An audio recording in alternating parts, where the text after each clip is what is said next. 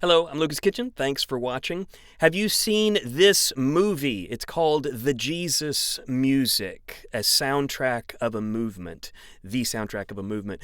I just watched it recently, and anytime I see something that is interesting to me, entertaining, but also uplifting and has some valuable themes and lessons in it, I like to mention it to my friends. And since you are my friends, I guess that's sort of sad, isn't it? If you're not my only friends. You're not my only friends, but you are my friends, and I'm mentioning this movie to you.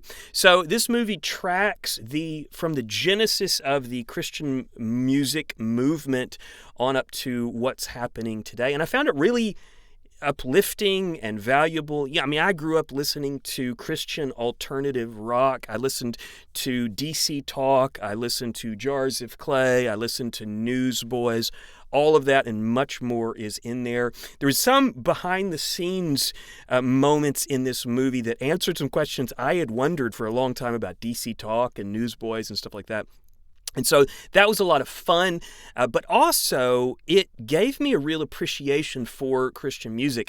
I've been pretty hard on Christian music in my own mind because of some of the things that it produces. And as it's moved from kind of this grassroots movement into an industry, which it is an industry now, I've been a little unforgiving. And this movie helped me to rethink some of that. In fact, there's a whole theme in this movie about how we need to extend grace to artists when they have failures, sometimes moral failures, sometimes leadership failures. It shared a few stories of Christian artists who had been hurt so badly because of how their audience responded to some of their failures. And it just reminded me how we all need grace, even leaders, even artists. And a lot of times what happens is leadership like that's very distant from us. I don't know personally any of those artists. I did talk to Michael Tate one time, but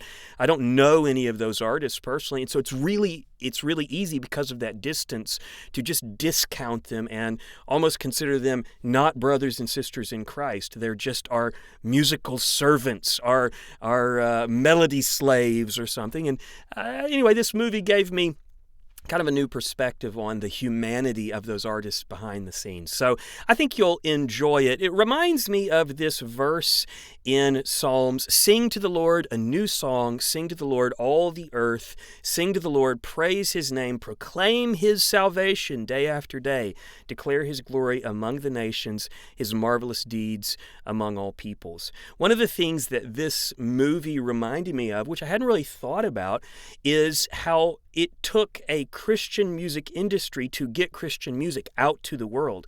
And so now anybody in the world, which is a really interesting place in history, anybody in the world can dial up Christian music and they can hear about the Lord.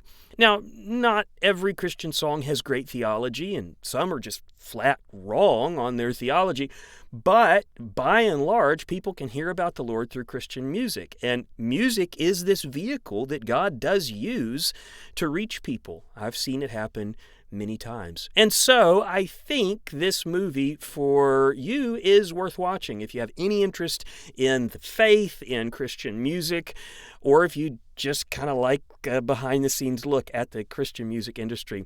I think you'll enjoy it quite a bit. Well, thanks for watching, and I'll see you soon.